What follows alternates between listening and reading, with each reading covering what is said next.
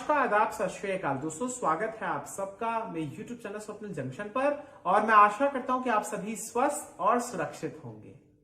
दोस्तों, मुझे आपको ये बताते हुए बेहद गर्व हो रहा है कि हम जिस देश में रहते हैं वहां पर ऐसे असंख्य योद्धाओं ने, महायोद्धाओं ने जन्म लिया है, जिसके बाद हम अगर किसी भी समय अपने आप को नकारात्मक महसूस करते हैं, कभी हमारे भीतर ऐसे गलत विचार आते हैं, तो फिर अगर हम इन तमाम महायोद्धाओं के वीर गाथाओं को सुन लें या पढ़ लें, तो उसके बाद हमारे शरीर के भीतर, हमारे मस्तिष्क के भीतर वो जो नकारात्मकता का अंधेरा होता है वो छट जाता है और सकारात्मकता का सूरज हमें लगातार प्रकाशित करता है, प्रकाशमान करता है। यहां पर दोस्तों, आज की इस वीडियो में मैं आपका एक बार स्वागत करना चाहूंगा फिर से, क्योंकि यह है शौर्य गाथा का एपिसोड नंबर 2। और इस शौर्य गाथा सीरीज के एपिसोड नंबर 2 में दोस्तों आज बात करूंगा मैं आपके सामने नाइक जदुनाथ सिंह जी के बारे में। वो परम योद्धा, वो महायोद्धा, वो परमवीर चक्र विजेता योद्धा, जिन्होंने अपने अद्भुत साहस और पराक्रम के दम पर दुश्मन पाकिस्तान के दांत खट्टे कर दिए। शत्रु पाकिस्तान की तरफ से भेजे गए उन आक्रांताओं को, उन सैनिकों को खदेड़ कर रख दिया। कहा जाता है दोस्तों कि जदुनाथ सिंह साहब का जो उस समय का जो उनका रणकौशल था, उससे पाकिस्तान थर्रा उठा था, क्योंकि पाकिस्तान युद्ध के हर मोर्चे पर विफल हो रहा था और हमारे भारतीय सैनिक लगातार पाकिस्तान को खदेड़ते जा रहे थे। पाकिस्तान को बड़ी क्षति पहुंच रही थी, लेकिन पाकिस्तान तो ठहरा पाकिस्तान, वो लगातार हमले करना जारी रखे हुआ था।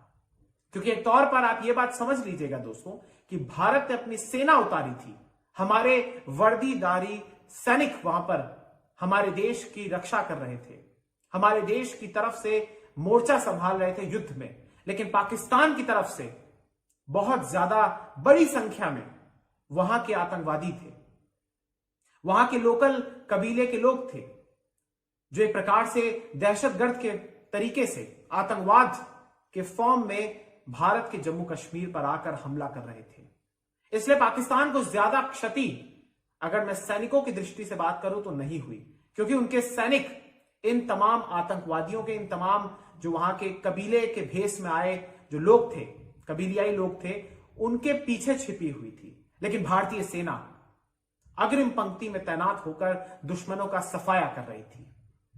आज की इस वीडियो में दोस्तों मैं आपको बताऊंगा एक ऐसे ही वीर के बारे में, जिनके कहानी को अगर आप सुन लेंगे तो आपको, आपका सीना चौड़ा हो जाएगा, आप नतमस्तक हो जाएंगे उनकी वीरता के सामने, उनके पराक्रम के सामने, उनके साहस के सामने।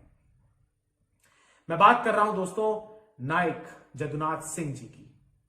वो परम योद्धा, वो महायोद्धा, वो परमवीर चक्र विजेता, जिनकी कहानी बताते हुए आज मुझे बहुत ज्यादा दोस्तों गर्व की अनुभूति हो रही है। अब बिना किसी देरी के आपके सामने मैं इस पूरी की पूरी कहानी को रखने का प्रयास करूंगा। देखिए दोस्तों, नाइक जदुनाथ सिंह जी का जन्म उत्तर प्रदेश के शाहजहांपुर जिले में हुआ था। शाहजहांपुर जिले में दोस्तों, और वहां पर एक छोटा सा गांव है खजूरी नाम का। यहां पर इनका जन्म हुआ था और तारीख थी 21 नवंबर 1916। जिस घर में इनका जन्म हुआ दोस्तों, एक किसान के घर में इनका जन्म हुआ। इनके पिता किसान थे और साथ ही साथ एक प्रकार से इनके जो परिवार था वो बहुत बड़ा परिवार था। इनके घर में कुल इन्हें मिलाकर 8 संतानें थी, यानी ये 8 भाई बहनों में से तीसरे स्थान पर थे। एक बहुत बड़ा परिवार था और एक गरीब परिवार में इनका जन्म हुआ था, लिहाजा ये अपनी शिक्षा दीक्षा उच्च स्तर की नहीं कर पाए। 4वीं कक्षा में ही ये वहां तक इन्होंने पढ़ाई की और इसके बाद इन्हें अपनी पढ़ाई छोड़नी पड़ गई। फिर इन्होंने अपने पिता का हाथ बटाया खेतों में। साथ ही साथ इनको जैसे जैसे ये बड़े हो रहे थे, वैसे वैसे इनका कुश्ती को लेकर जो रुझान था, कुश्ती के बड़े शौकीन थे और इनकी जो कदकाठी थी वो भी बहुत बलवान थी। एक बेहद बलशाली व्यक्ति थे ये, मजबूत कदकाठी वाले, और इनका रुझान कुश्ती की तरफ था। पहलवानी करते थे और वहां पर जहां पर ये रहते थे, जिस गांव में ये रहते थे खजूरी में, वहां पर एक पुजारी ही इन्हें ट्रेन करते थे, इन्हें प्रशिक्षण देते थे और उसके बाद ये पहलवानी करते थे और बड़े बड़े पहलवानों को भी मात दे देते थे। अपने गांव में ये चैंपियन थे, विजेता थे। साथ ही साथ इनका सौम्य व्यवहार भी था। ये अगर गांव में किसी भी घर में संकट आता था या किसी को भी कोई सहायता की आवश्यकता होती थी तो फिर ये स्वयं पहुंच जाते थे सहायता करने। अब एक चीज और मैं आपको बताना चाहूंगा जो कि इनकी निजी जीवन से जुड़ी हुई है। दरअसल दोस्तों इन्होंने कभी विवाह नहीं किया, ये आजीवन ये अविवाहित रहे और सिर्फ इनका एक ही लक्ष्य था और वो लक्ष्य ये था कि ये किसी प्रकार से भारतीय सेना में भर्ती हो और फिर मां भारती की रक्षा करें। अब दोस्तों आपको मैंने ये थोड़ा सा इनका बैकग्राउंड समझाया है, इनके बारे में मैंने आपको बताया। अब आप ये जानिए कि आखिर इनको कैसे ये सेना में आए। देखिए आप जानते हैं दोस्तों कि उस समय भारत में जिस समय इनका जन्म हुआ तो 1947 से पहले तो आप जानते हैं कि अंग्रेजों का शासन था और उस समय ब्रिटिश भारतीय सेना हुआ करती थी। उस ब्रिटिश भारतीय सेना में इनका कमीशन हुआ 1941 में। 1941 में इन्होंने भारतीय सेना को ज्वाइन किया और उस समय मैं आपको बताना चाहूंगा कि एक राजपूत रेजिमेंट में इनका हुआ था, 4 गार्ड्स। इस रेजिमेंट में इनकी भर्ती, इनका कमीशन हुआ था।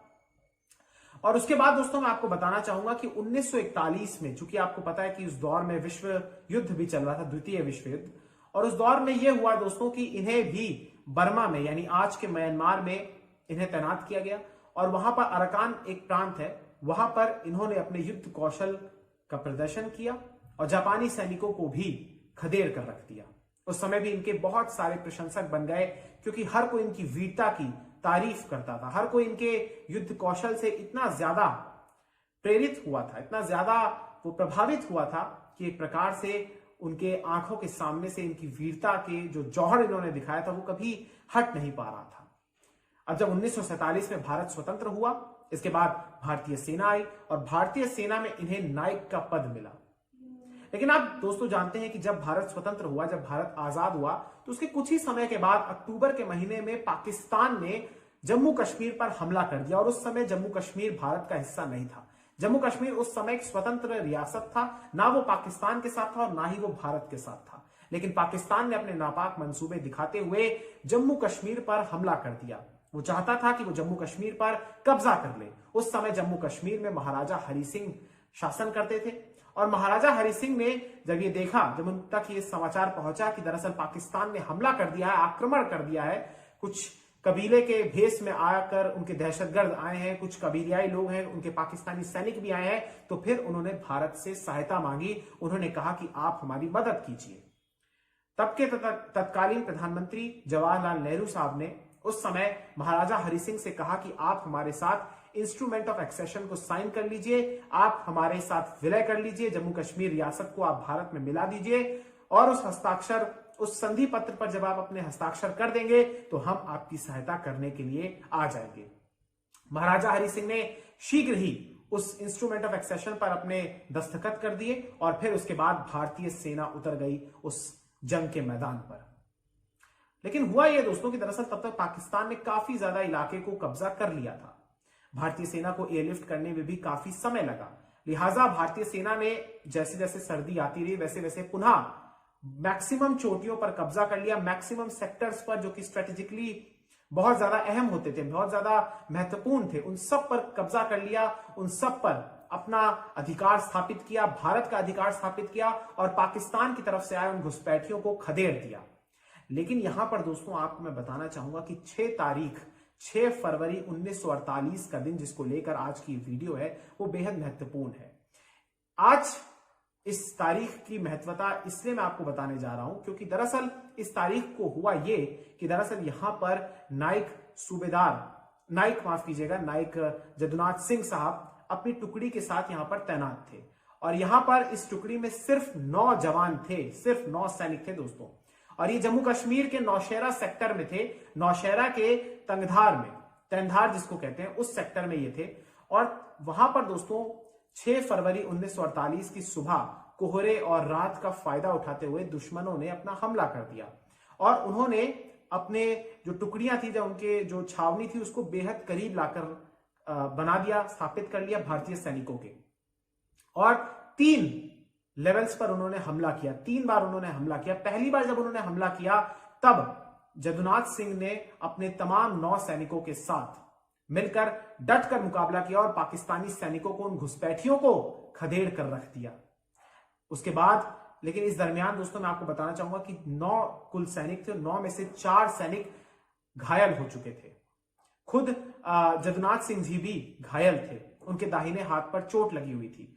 लेकिन इसके बाद जब दूसरी हमला आता है, दूसरी लहर आती है उन शत्रुओं की, तब भी नायक जदुनाथ सिंह जी ने बेहद शौर्य का प्रदर्शन किया और पूरी हिम्मत के साथ उनका सामना किया और उनको फिर से एक बार खदेड़ कर रख दिया। आपको मैं एक बार बताना चाहूंगा दोस्तों कि यहां पर पाकिस्तान इसलिए भी हमला कर रहा था इस पूरे तैंदार की चोटियों पर और इस पूरे नौशेरा सेक्टर पर, क्योंकि ये बहुत ज्यादा अहम था, श्रीनगर को जोड़ता था। और अगर किस्सा या ये इलाका अगर पाकिस्तान उस पर कब्जा कर लेता तो श्रीनगर का जो संपर्क है वो कट जाता शेष भारत से, इसलिए बहुत जरूरी था। और साथ ही साथ हमारे पास दोस्तों चूंकि उस समय सैनिक भी कम थे और एम्यूनेशन भी कम था, लिहाजा हमें बहुत ज्यादा मशक्कत मेहनत करनी पड़ रही थी कि हम उन शत्रुओं को खदेड़ कर रख रहे। लेकिन वो कहते हैं ना दोस्तों, जब देश प्रेम का उन्माद होता है किसी सैनिक में, तो फिर ना तो शत्रुओं की संख्या मैटर करती है और ना ही एम्यूनेशन।